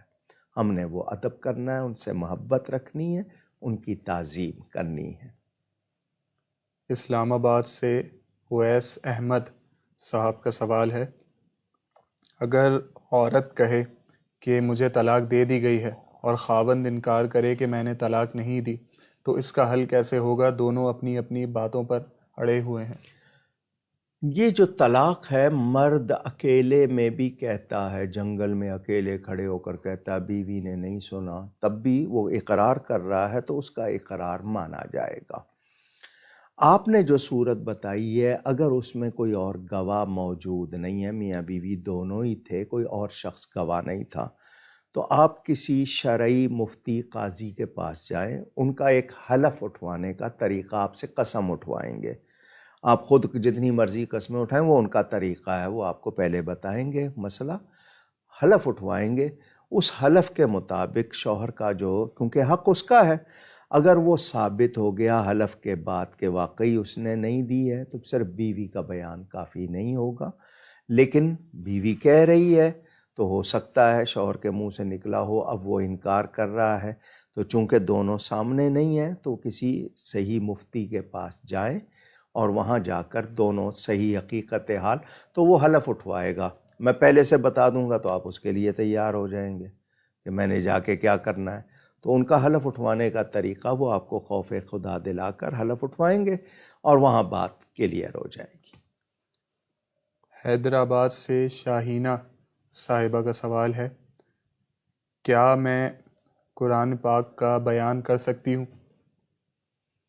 جی، بیان کرنے سے مراد آپ درس دینا کہنا چاہتی ہیں کہ قرآن کی تشریح تفسیر کریں آپ، تو اس حوالے سے اگر آپ واقعی پڑھی ہوئی ہیں، سمجھدار ہیں تو ٹھیک ہے، ورنہ صرف لکھا ہوا سنا دیں اپنی طرف سے، کیونکہ قرآن کی تفسیر اپنی رائے سے کرنا اپنا ٹھکانہ جہنم میں بنانا ہے اور اپنے آپ کو تباہ کرنا ہے۔ تو اگر آپ اس لائق ہیں، واقعی اعتماد ہے اور آپ سیکھا ہوا ہے، سمجھا ہوا ہے تو ٹھیک ہے، ورنہ سب سے بڑا نقصان آج کل یہی تو ہے نا، سوشل میڈیا پہ، چینلز پہ کچھ کھلاڑی آ گئے، کچھ گلوکار آ گئے، کچھ کیسے کیسے لوگ، ان کو عربی گرامر کی ہوا نہیں لگی ہے۔ قرآن کا ترجمہ 21 علوم، حضرت علی فرماتے ہیں 21 علوم جانتا ہو تو ترجمہ تفسیر کرے، ان کو ان 21 علوم کے نام تک نہیں آتے، ہر شخص بیان کرنے لگ گیا۔ وہ جو علامہ اقبال نے کہا خود بدلتے نہیں قرآن کو بدل دیتے ہیں، تو بہت احتیاط کی بات ہے، کیونکہ اگلے کا ایمان، اگر آپ کی بات سے اس کے ایمان میں فرق آ گیا تو ذمہ دار آپ، تو آپ یقین کر لیں کہ واقعی آپ اہل ہیں، اتنی سمجھ ہے، ورنہ صرف لکھا ہوا صحیح تفسیر جو ہے، اور وہ قرآن کی تفسیر ہو کسی شخص نے اپنی نہ کی ہو تو صحیح تفسیر بیان کر دیں اس کے مطابق، مگر خود آپ اس میں اپنی رائے ڈالیں گی تو پھر آپ کو اگر اتنی سمجھ نہیں ہے تو آپ کے بھی ایمان کا مسئلہ، سننے والوں کے بھی ایمان کا مسئلہ، تو پہلے اتنی تربیت اور تعلیم حاصل کر لیجئے کہ بیان کر سکیں، پھر ضرور کیجئے، کتنی اچھی بات۔ شکیلہ فیاض صاحبہ کا سوال ہے کہ اگر کوئی یہ کہے کہ میں نے نبی پاک صلی اللہ علیہ وسلم اور حضرت خضر علیہ السلام کی زیارت کی، لیکن سننے والوں کے دل میں شکوک و شبہات پیدا ہوں، تو اس صورت میں کیا حکم ہوگا؟ آپ کیوں بیان کرنا چاہتے ہیں دوسروں کے لیے؟ آپ کا اگر یہ مقصد ہے کہ میں نے زیارت کی، لوگ مجھے کچھ اہمیت دیں یا میرا ادب کریں یا مجھے نیک جانیں، آپ نے زیارت کی ہے، اگر واقعی کی ہے تو آپ کے لیے سعادت ہے، اسے اپنے لیے سعادت سمجھیے، زیادہ نیکی کیجیے، اللہ کا شکر ادا کیجیے اور زیادہ نیکی اپنے اندر لائیے، مگر ہم سنائیں کہ نہیں دوسرے متاثر ہوں اور ہمارا لحاظ کریں تو پھر یہ ہماری یہ خواہش غلط ہے، اس خواہش کی وجہ سے پھر ہمیں لوگوں کے شک شبے کا بھی سامنا کرنا پڑے گا۔ رسول اللہ صلی اللہ علیہ وسلم جس کو خواب میں آتے ہیں وہ وہی ہوتے ہیں، مگر خواب میں ہی پتہ چلتا ہے، یہ نہیں کہ آپ اندازہ کر لیں کہ یہ وہ ہیں، نہیں، خواب میں ہی یقین ہو جائے گا کہ یہ رسول پاک صلی اللہ علیہ وسلم۔ بعد میں آپ نے کسی ہستی کو دیکھا وہ اللہ والے تھے، مگر آپ نے گمان کر لیا کہ وہ نبی کریم صلی اللہ علیہ وآلہ وسلم، تو ایسا نہیں، اسی خواب میں کنفرم ہو جائے گا۔ تو آپ نے حضرت خضر کو دیکھا یا کسی کو دیکھا تو وہ خواب میں کنفرم ہو جاتا ہے، بعد میں آپ نے سوچ لیا کہ نہیں فلاں تھے، وہ بات نہیں، کیونکہ شیطان بھی نبی پاک صلی اللہ علیہ وسلم کا روپ نہیں دھار سکتا، اور حضور نے خود فرما دیا جو مجھے دیکھتا ہے وہ مجھے ہی دیکھتا ہے، تو وہ خواب میں ہی کنفرم ہوگا۔ اب آپ اس کو سنا رہے ہیں، اگر کوئی حکم اس میں ہے یا کوئی ایسی بات ہے تو آپ صرف بتائیں، اگر واقعی آپ نے دیکھا ہے تو پھر آپ کو پرواہ نہیں ہونی چاہیے کہ کوئی شک کرتا ہے تو کرے، کیونکہ آپ نے دیکھا ہے، آپ کو تو یقین ہے نا۔ تو لیکن مقصد آپ کا سنانے کا اپنی ذات نہ ہو، مقصد ہو کہ پیغام اس میں اگر کوئی ہے، ویسے سعادت حاصل ہوئی ہے تو شکر کیجئے، نیکی کیجئے، اللہ ہم سب کو دکھاوے سے، غلط بیانی سے بچائے۔ آمین۔ سویڈن سے سعدیہ مغل صاحبہ کا سوال ہے کہ اگر کسی نے کچھ خاص تعداد میں وظیفہ پڑھنے کے لیے دیا ہو، لیکن کبھی کبھی کاؤنٹنگ میں غلطی کی وجہ سے پڑھنے کے دوران زیادتی ہو جائے تو کیا یہ بہت بڑی غلطی میں شمار ہوگا؟ نفل عبادت جو ہوتی ہے نا اس میں ایسا نہیں ہوتا. فرض میں مسئلہ بنتا ہے کہ مثلا 4 رکعت کی جگہ آپ نے 5 پڑھ لی ہیں تو وہ تو مسئلہ ہوگا، لیکن نفل میں آپ کی پڑھنے میں اگر کمی بیشی ہو گئی، وہ اگر زیادہ ہو گیا تو اچھی بات ہے، کم نہ ہو. کم ہو گیا ہے تو بلکہ کوشش کرتے ہیں کہ جی اگر 100 پڑھنا ہے تو 101 بار پڑھ لیا کہ غلطی نہ ہو. تو نفل میں ایسا ہو کوئی آپ پریشان نہ ہو. اب وظیفہ آپ کو کس نے دیا ہے، کون سا دیا، وہ آپ بہتر جانتے ہیں، لیکن یہ کہ اگر اس میں کوئی ایسی بات ہو جائے زیادہ پڑھ لیا کوئی حرج نہیں. ان کا دوسرا سوال کہ میرے بیٹے کا نام حدید احمد ہے، تو کیا یہ نام درست ہے؟ حدید تو لوہے کو کہتے ہیں، اور اسماء حسنہ میں تو یہ نام نہیں ہے نا. اللہ تعالیٰ کے ناموں میں ایسا کوئی نہیں ہے. تو اس لحاظ سے میں یہی کہوں گا کہ جو معنی جانتا ہوگا اس کو اس میں تھوڑا سا محسوس ہوگا تو بہتر ہے آپ ایسا نہ کریں، کیونکہ حدید کا لفظ مجھے جہاں تک ہے کہ لوہے کے علاوہ کسی چیز کے اسماء حسنہ میں ایسا کوئی نام نہیں ہے، نہ ہی کوئی اور ایسے ذکر، تو بہتر ہے کہ یہ نام نہ رکھیں. محمد انس درانی صاحب کا سوال ہے، ہم قرآن پڑھتے ہیں اور کسی کو کہتے ہیں کہ ہماری طرف سے بخش دیں، کیا پھر یہی قرآن پاک ہم اپنے مرحومین کو بھی بخش سکتے ہیں؟ آپ ایک مرتبہ دے چکے، اسی میں وہ تمام کی نیت کر لیں، اس کے بعد دوبارہ نہیں اس کو کیا جائے گا. وہ آپ کا پڑا ہوا آپ کا ثواب آپ کے پاس ہے، لیکن آپ نے بخش دیا ہے تو مثلا ایک چیز میرے پاس تھی میں دے چکا، اب وہ دی ہوئی چیز کے بارے میں کیسے کہوں گا، کیونکہ وہ میں عطیہ کر چکا، ہدیہ کر چکا. تو وہ اس وقت سب کی نیت کر لیا کیجئے، تمام ایمان والوں کی، تو سب کو مل جائے گا. اور وہ جو ایصال ثواب کرنے والا ہے اس کو کہتے ہیں کہ خاص طور پر ان کو اور باقی تمام ایمان والوں کو، تو وہ سب کو پہنچے گا. انڈیا سے مستقیم قریشی صاحب کا سوال ہے، بھینس یا پھر گائے یا جس بھی جانور میں 7 حصے ہوتے ہیں، میں اس میں سے صرف ایک حصہ لینا چاہتا ہوں، باقی 6 حصے کے گوشت سے کوئی مطلب نہیں، کیا اس صورت میں عقیقہ ہو جائے گا؟ عقیقے میں آپ کر رہے ہیں یعنی پورا جانور خود کر رہے ہیں یا کسی کے جانور میں حصہ ڈال رہے ہیں؟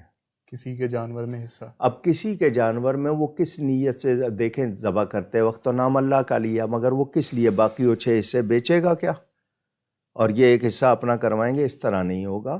وہ اگر 6 حصوں کے اور کوئی ہوں ایصال ثواب کے لیے کوئی کر رہا، صدقے کا اس میں شامل نہ کریں تو اس صورت میں ہوگا حصہ. ورنہ یہ کہ وہ اگر صرف اپنا کرنا چاہتا ہے تو معلوم کر لے، بہت سی جگہوں پر ایسے انتظام ہوتے ہیں، خاص طور پر یہ جو جس طرح سیلانی والے ہیں دوسرے ہیں، یہ وہاں کرتے ہیں تو ان کے ہاں کر دے.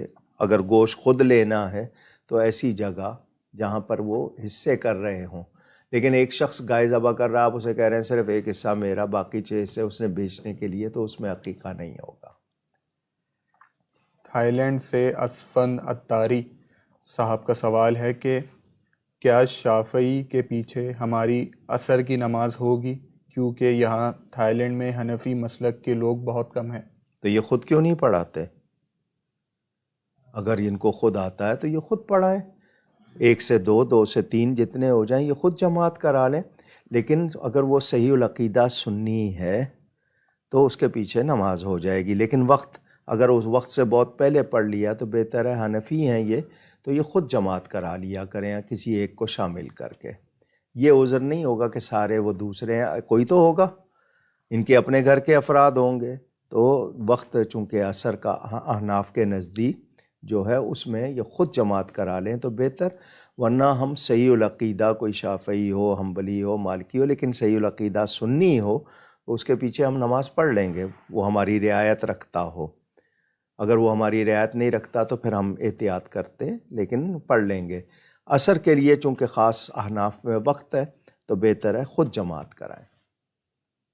اگلا سوال یاسمین خان صاحبہ کا ہے کہ میں اپنے والد صاحب کے لیے جو ایصال ثواب کرتی ہوں، اگر میں یہ چاہوں کہ یہی ایصال ثواب میرے لیے بھی میرے مرنے کے بعد بخشش و مغفرت کا سامان بن جائے، تو کیا والد صاحب کو جب ایصال ثواب کروں تو اپنے لیے بھی اسی وقت دعا کروں یا الگ سے کچھ کرنا ہوگا؟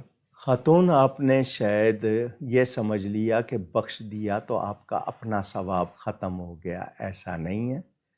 آپ کے اپنے ثواب میں کوئی کمی نہیں، وہ آپ کا پڑا ہوا آپ کا باقی ہے. آپ نے جو بخش دیا ہے وہ ان کو پہنچا ہے، آپ کے نامہ اعمال میں وہ آپ کی نیکی باقی ہے. اس کا اللہ تعالیٰ آپ کو اجر عطا فرمائے گا اللہ چاہے گا. تو یہ نہ سمجھیں کہ آپ نے بخش دیا ہے تو آپ خالی ہو گئے ہیں. نہیں، آپ کا ثواب اپنی جگہ موجود ہے، وہ آپ کی نیکی اسی طرح. کھاریاں سے وقار مصطفیٰ صاحب کا سوال ہے، کیا جنہوں نے فرض علوم سیکھے ہوئے ہوں ان کا شمار علماء میں ہوگا؟ دیکھیں، کچھ باتیں جو ہوتی ہیں نا وہ تو ہر مسلمان کو جاننا ضروری ہے، تاکہ اسے پتہ ہو کہ میں کون سی ایسی حرکت کر رہا ہوں جس سے میں ایمان سے نکل جاؤں گا. اتنی بات تو ہر مسلمان کو معلوم ہونا چاہیے. عالم کا ہمارے ہاں جو اصطلاحاً عالم یا علامہ کہا جاتا ہے یا دین کا علماء میں شمار ہوتا ہے، اس کے لیے اس کو وہ تمام باتیں جاننا ضروری ہیں جو ایک عالم کے لیے. مثلاً ہم سب سے پہلے ہمارے ہاں گرامر پڑھائی جاتی ہے جس کو صرف اور نحو کہتے ہیں، کہ اس میں پورے ترکیب ہے، اس میں صیغے ہیں، اس میں معانی ہیں، جملے کیسے بنیں گے آگے اور معنی کیسے بنیں گے. تو وہ تمام چیزیں. اس کے بعد پھر درجہ بدرجہ پھر اس کو فقہ کی طرف لے جایا جاتا ہے کہ مسئلہ کیسے نکلتا ہے، استنباط، استدلال، استخراج یہ کیسے ہوتا ہے، وہ چیزیں وہ سیکھتا ہے. پھر اس کے بعد حدیث اور تفسیر کا مرحلہ آتا ہے. تو وہ سارا کچھ نہیں پڑھا تو صرف اتنی باتوں کا تو وہ جاننے والا، کیونکہ عالم کہیں گے جاننے والے کو، تو وہ اتنا جاننے والا ہے.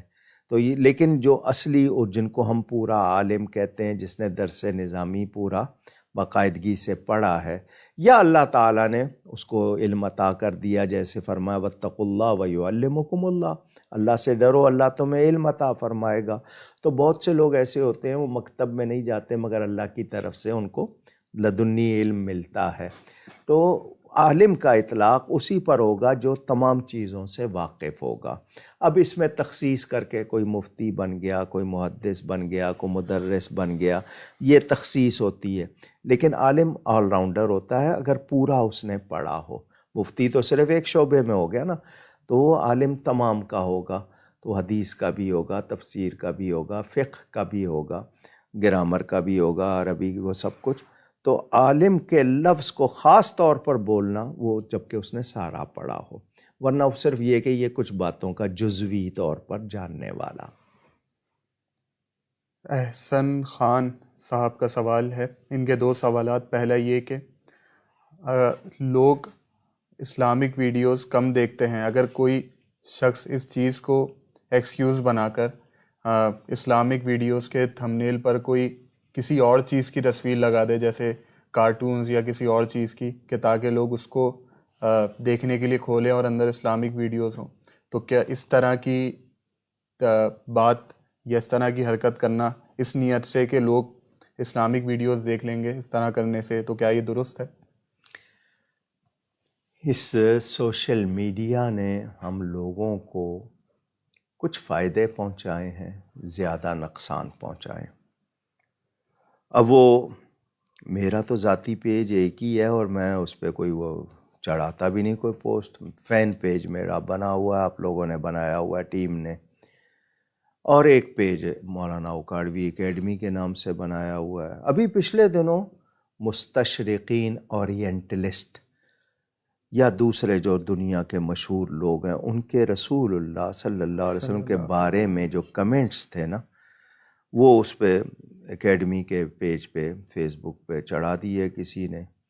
وہ معلوم ہوا کہ جی 1 مہینے کے لیے بلاک کر دیا کہ آپ کوئی پوسٹ نہیں کر سکتے، حالانکہ فیس بک سے ہی اٹھا کے چڑھائے تھے. وہ اس کو بلاک کر دیا کہ جی وہ فوراً آ جاتا ہے. اب کون اس پہ نگران ہے کہ نبی کا نام اس کو پسند نہیں، نبی کے بارے میں جو چیز فیس بک پہ موجود ہے وہیں سے اٹھا کے کسی نے پیج پہ لگائی ہے. تو اسی طرح کچھ اور الفاظ ہیں، کچھ شخصیات کے نام ہیں. ابھی بھی شکایت آ رہی تھی ایک دو صاحبان کی کہ وہ علامہ خاتم حسین رضوی صاحب کے حوالے سے پوسٹ چڑھائی ہے تو ان کو انہوں نے 1 مہینے کے لیے بلاک کر دیا ہے. تو یہ اب ایک شخص کارٹون چڑھا کر اسلام دکھانا چاہتا ہے، ایک اسلام نام دکھا کر کارٹون دکھانا چاہتا ہے، تو یہ کھیل بنا لیا. ہمیں دین کا پیغام اچھے انداز میں پہنچانا ہے، لیکن اس کے لیے غلط چیز کا سہارا لینے کا کیا مطلب ہے؟ اسلام کی حقانیت، اس کا اپنا سچ، اس کی صداقت، اس کی خوبیاں اتنی ہیں. تو میں کسی ایسے، ہاں میرا انداز اچھا ہو، صرف وہ زبان نہ ہو کہ میں صرف ڈرا رہا ہوں، اس میں ساری باتیں ہوں اور اچھا، کیونکہ ہمیں حکم دیا گیا کہ والموعظۃ الحسنہ، جو کہا گیا نا کہ اللہ کی طرف لوگوں کو بلائیں تو حکمت کے ساتھ، دانائی کے ساتھ. اب وہ جو غلط انداز ہوتے ہیں اس کی وجہ سے کچھ لوگ بھاگ جاتے ہیں، ان کو پتہ ہے مولانا صاحب نے صرف ڈانٹنا ہے.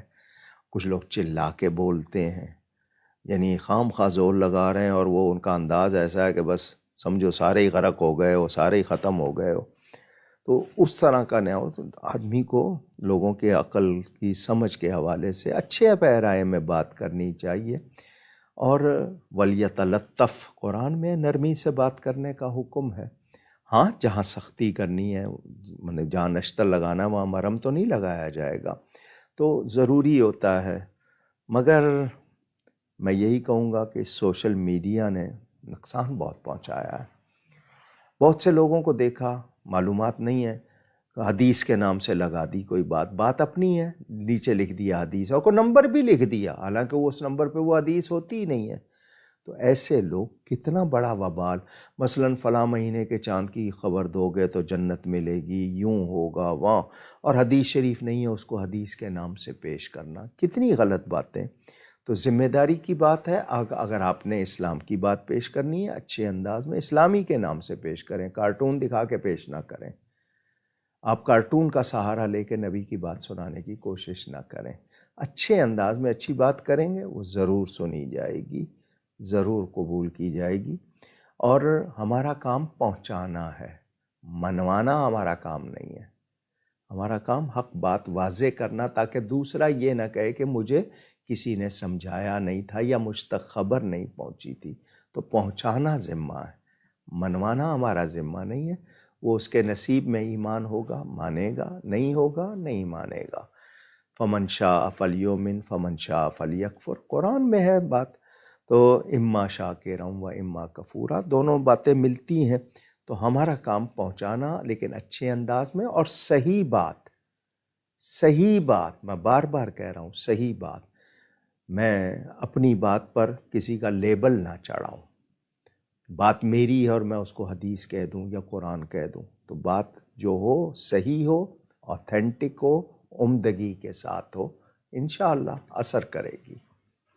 ان کا دوسرا سوال کہ کچھ چاکلیٹس ایسی بھی آتی ہیں مارکیٹ میں جن پر حلال لکھا ہوا نہیں ہوتا، اور ایسی چاکلیٹس پاکستان میں ہر شاپ پر آسانی سے دستیاب ہیں، تو کیا ان کو کھانا جائز ہے؟ بھائی جس پہ حلال لکھا ہے آپ نے اس کو کیا تسلی کر لی؟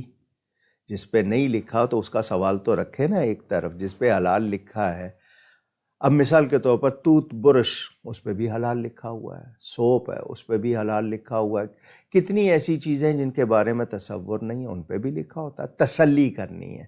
اب اینیمل فیٹ آج کل کوڈ ہے، اس کوڈ کے بارے میں آپ کو پوری معلومات ہیں کہ کیا ہیں. بہت سے لوگوں نے کوڈ چڑھا بھی دیے ہیں کہ یہ کوڈ جو ہیں یہ حرام ہے. اب دواؤں میں بھی ہوتے ہیں، کتنی دوائیں ہیں ایسی، کتنے آپ کے سافٹ ڈرنکس ہیں جن میں کیا کیا ملایا جاتا ہے.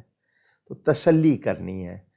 چاکلیٹ میری زندگی کے لیے لازمی نہیں ہے. اور یہ چاکلیٹ آپ دیکھیں جو بناتے ہیں، مثلاً یہودیوں کے بارے میں مشہور ہے وہ اپنے بچوں کو نہیں کھلاتے. کیوں؟ اس کے اثرات کیا ہوں گے مزاج پر، خون میں کیا ہوں گے، وہ ایک ایک چیز کو کرتے ہیں. ہم مسلمان ہو کے اتنے لاپرواہ کیوں ہیں؟ ہمارے لوگ کہتے ہیں جی باہر جاؤ بس بسم اللہ پڑھ کے کھا لو. تو اگر صرف بسم اللہ پڑھنے سے ہر چیز حلال ہوتی ہے تو پھر لسٹ بہت ساری بن جائے گی، ان کے لیے کیا کہیں گے آپ؟ تو ہمیں ہوش میں رہنا ہے، ہم نے جواب دینا ہے۔ میں بغیر یعنی معلومات کے اپنے لیے وہ چیزیں نہیں لیتا ہوں جن کے بارے میں مجھے پتا ہو کہ نہیں جی اس کا کوئی سائیڈ ایفیکٹ ہے، اس کی یہ ہے۔ وہاں تو میں جان کے لیے اتنا، ایمان کے لیے بھی تو مجھے اتنا ہی الرٹ ہونا چاہیے، چوکنا ہونا چاہیے، احتیاط ہونی چاہیے۔ تو بلا وجہ شبہ بھی نہیں کرنا، لیکن جب ایسی چیزیں بہت ساری ہیں، اب کوئی کسی نے کچھ کہہ دیا، کسی نے کوئی بات بنا دی، آپ اس میں آ جاتے ہیں، تسلی کریں۔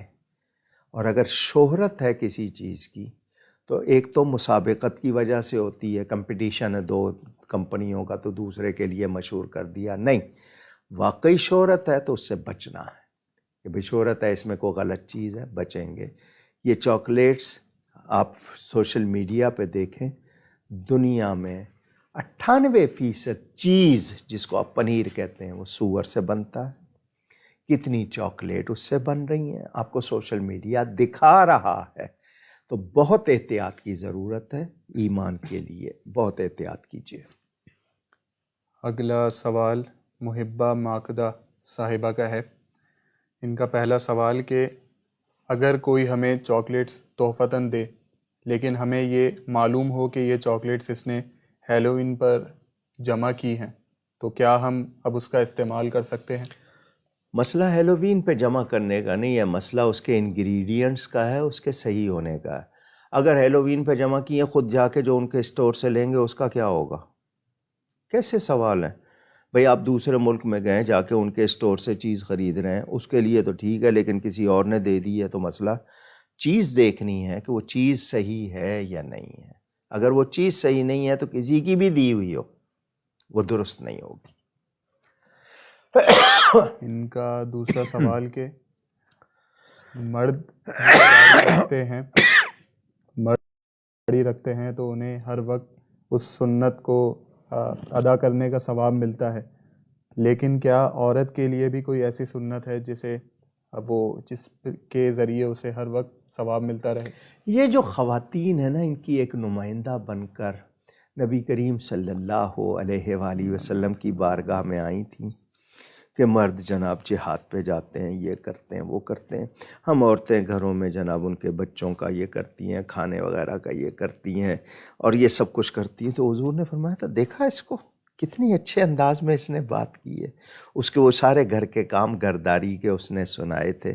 تو حضور نے فرمایا دیکھو کتنے اچھے انداز میں، تو آپ عورتوں کا گھر میں رہنا با حیا، حیا والی ہیں آپ، اور نیکی والی ہیں، بچوں کی اچھی تربیت کر رہی ہیں، شوہر کی خدمت کر رہی ہیں، ساس سسر کی، رشتہ داروں کی، مہمانوں کی۔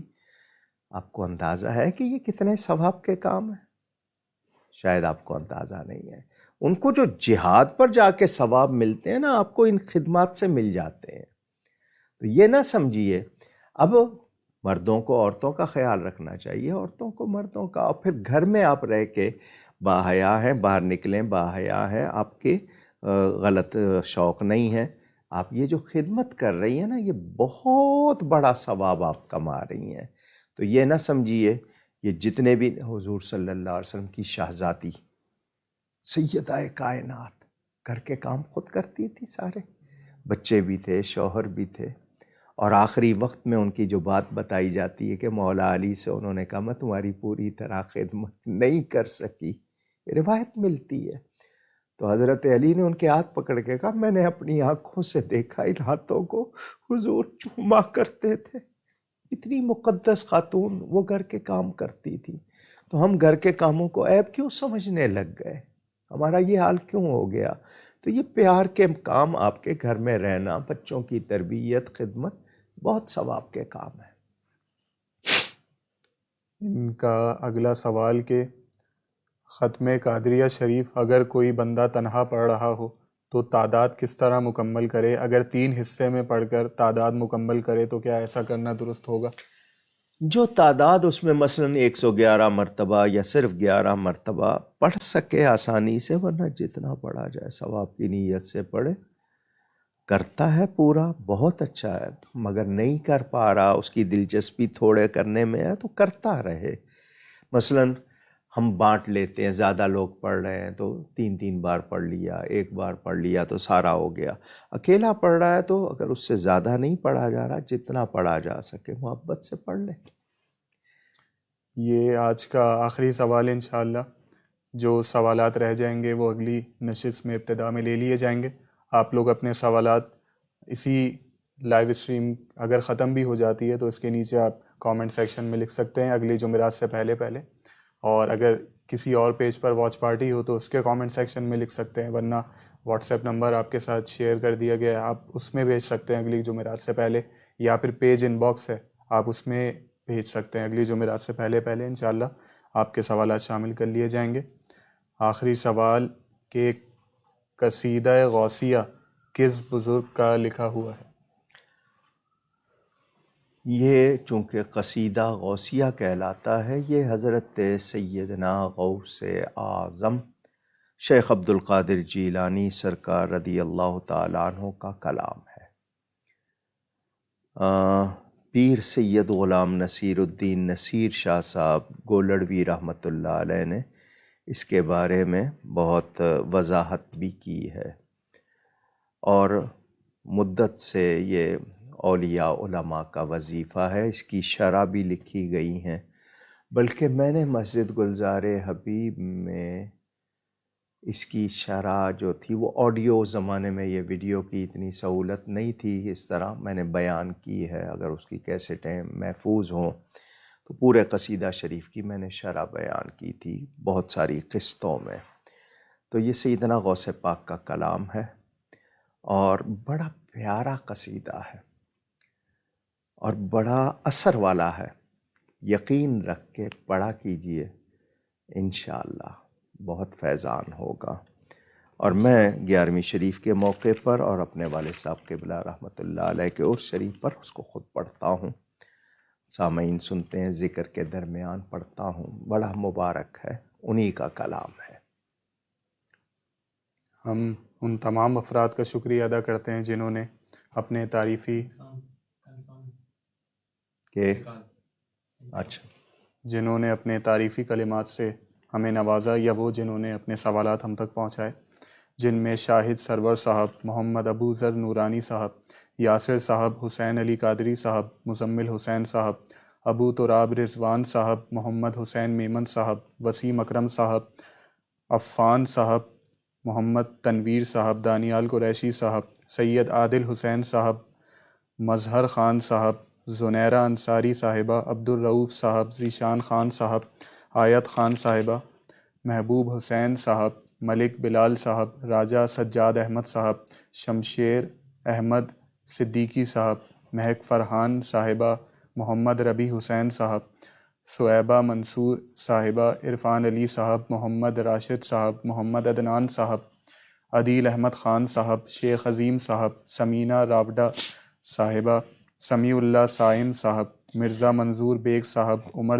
عمر جنید صاحب، محمد راشد صاحب، احسن یونس صاحب، انور نقشبندی صاحب، انم حسان صاحبہ، بلال احمد آرائی صاحب، علی صاحب، اختر علی صاحب، عبدالعزیز صاحب، عامر جمالی صاحب، مہوش علی صاحبہ، رضا محمد صاحب، صدام صاحب، چودھری مستنصر صاحب، سعد قادری صاحب، آصف شیخ صاحب، اصغر علی رضوی صاحب، سید علی صاحب، طاہر قریشی صاحب، فقیر سائم صاحب، بلال عزیز صاحب، محمد احمد صاحب، عثمان خان صاحب، عامر علی صاحب، غلام ربانی صاحب، مصطفیٰ صاحب، عاتقہ صاحبہ، موسیٰ انصاری صاحب، محمد اعظم علی جعفری صاحب، صدیق قادری صاحب، اسفند یار خٹک صاحب، حافظ عبدالرشید صاحب، شمشاد صاحب، ارشاد رضا قادری صاحب، عامر شہزاد صاحب، ظفر اقبال صاحب، عدنان مغل صاحب، سہیل الرحمان صاحب، فریحہ فرخ صاحبہ، محمد آصف نورانی صاحب، سائمہ خان صاحبہ، مریم اختر صاحبہ، محمد زیارہ صاحب، فرحت اسلم صاحب، فرحت اسلم صاحبہ، محمد اشرفی صاحب، محبہ ماکدہ صاحبہ، جمیل حیات مہروی صاحب، راجہ مزمل صاحب، محمد عارف قادری صاحب، محمد جنید صاحب، ولی محمد سید صاحب، اقصی خان صاحبہ، مزمل خان صاحب، ظفر اقبال صاحب، تاج محمد صاحب، اصغر علی صاحب، اقرا طارق صاحبہ، سید برہان صاحب، مرتضی علی صاحب اور ساجد صاحب، اور جن افراد کے ہم نام نہیں لے سکے ہم معذرت خواہ ہیں. آپ تمام افراد ہمیں دعاؤں میں یاد رکھیے گا، ہم آپ کے لیے دعا گو رہیں گے. وہ جو مجھے بتایا گیا ابھی کہ خبر ملی تھی کہ شاید سانس بحال ہوا ہے، وہ خبر دیر پا ثابت نہ ہوئی. حضرت علامہ خادم حسین صاحب رضوی پردہ فرماک ہے. مولانا قاری عبداللطیف صاحب چشتی ازہری فرینکفرٹ میں ہوتے ہیں، ان کے سسر حاجی نور حسین صاحب کا انتقال ہو گیا. اور اس کے علاوہ جتنے بھی لوگ ایمان کے ساتھ چلے گئے اللہ ان کی مغفرت فرمائے. شبیر کھوکھر صاحب کا بھی جرمنی سے فون آیا تھا آج. وہ بھی بتا رہے تھے کہ وہاں کے حالات اور کورونا وغیرہ کی باتیں. جہاں جہاں بھی مسلمان اس وبا سے متاثر ہوئے اللہ سب کو صحت عطا فرمائے، ہم سب کو اس بلا سے محفوظ فرمائے. مہینہ شروع ہو گیا ہے ربیع الآخر کا. سیدنا غوث اعظم رضی اللہ تعالی عنہ کی نسبت سے 11ویں شریف کے اجتماعات ہو رہے ہیں. یہ 11ویں شریف اصل میں ایصال ثواب کا نام ہے. حضور غوث پاک کی 11 تاریخ مشہور، ان کو 11ویں والا پیر کہتے ہیں. ان کو جب بھی ایصال ثواب کیا جائے لوگ اس کو 11ویں کہتے ہیں. کہیں کسی بدعت وغیرہ اس طرح کے خیال میں نہ آئیے گا. ہو سکے تو ایصال ثواب کیجیے، غربا مساکین کو کھانے کھلائیے، اور کوئی آپ سے نیکی ہو سکے کیجیے. گھر میں ختم غوثیہ، ختم قادریہ پڑھیں ضرور. بچوں کو بتائیں، عورتوں کو بتائیں حضور غوث پاک کی تعلیمات، کہ وہ کیسے، ان کا بچپن کیسا تھا، ان کے ماں باپ کیسے تھے، اور پھر ان کے حوالے سے کہ انہوں نے کتنی محنت کی دین کا علم حاصل کرنے میں، پھر انہوں نے کتنا مجاہدہ کیا اور اللہ کی کتنی عبادت کی، کتنے برس جنگلوں میں گزارے، پھر تدریس کی، پڑھاتے رہے، اور اللہ تعالیٰ کی کیسی عبادت کرنے والے. ہم ان کا نام لے کے صرف 11ویں کریں. انہوں نے 40 سال عشاء کے وضو سے فجر کی نماز ادا کی. 15 سال روزانہ ہر رات کو ایک ٹانگ پر کھڑے ہو کر ختم قرآن کیا. تو ایسے درجے نہیں ملے، انہوں نے محنت کی ہے. تو ہم سب ان کی یاد مناتے ہوئے ان کی تعلیمات، ان کی سیرت کو بھی پیش نظر رکھیں، ان کی حق پر ثابت قدمی کو. اور پھر سید تھے حسنی حسینی، تو انہوں نے اس نسبت کا کتنا پاس رکھا. آج کل کے سادات وہ بھی پیش نظر رکھیں. اللہ ہم سب کو ان کی برکات عطا فرمائے اور ان کی برکت سے عراق کو غیروں سے آزاد فرمائے. تو اگلی جمعرات کو 11ویں شب ہوگی، جسے سالانہ بڑی 11ویں کہتے ہیں.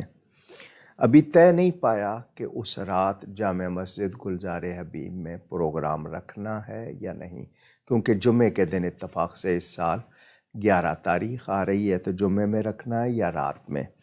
اگر وہ پروگرام رات میں وہاں ہوا تو پھر آپ اس رات سوال و جواب نہیں، ذکر غوث سنیں گے، حضور غوث پاک کی باتیں، اولیاء کی باتیں سنیں گے مسجد سے لائیو آپ کو.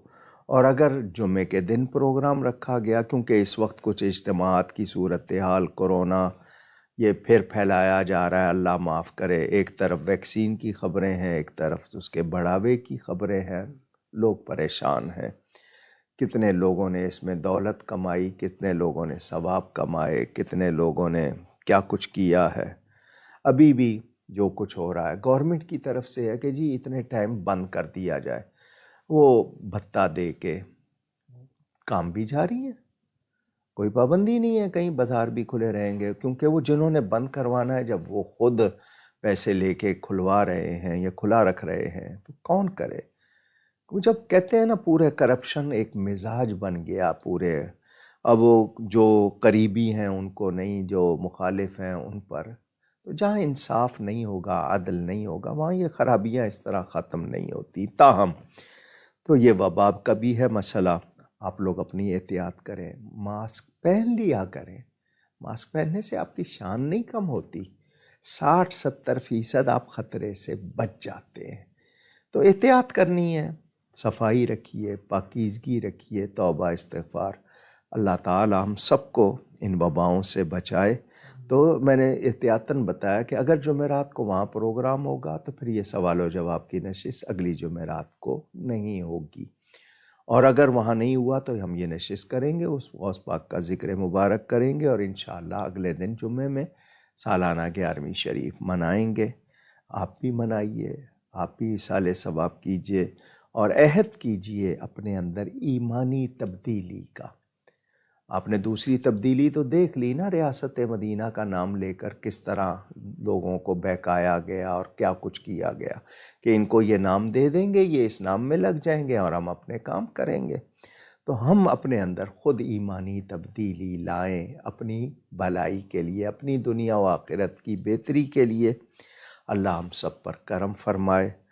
یہ جو نقصان ہوا ہے آج حضرت علامہ خاتم حسین رضوی صاحب کی وفات سے، اللہ تعالی اہل سنت کے علماء کو سلامت رکھے، اور اس ان کی جانشین کوئی ایسا ہو جو اس سلسلے کو بڑھاتا رہے۔ اللہ تعالی کرم فرمائے۔ گفتگو میں کہیں کوئی غلطی ہوئی ہو، اللہ کی بارگاہ میں توبہ کرتا ہوں۔ بہت شکریہ۔ والسلام علیکم ورحمۃ اللہ وبرکاتہ۔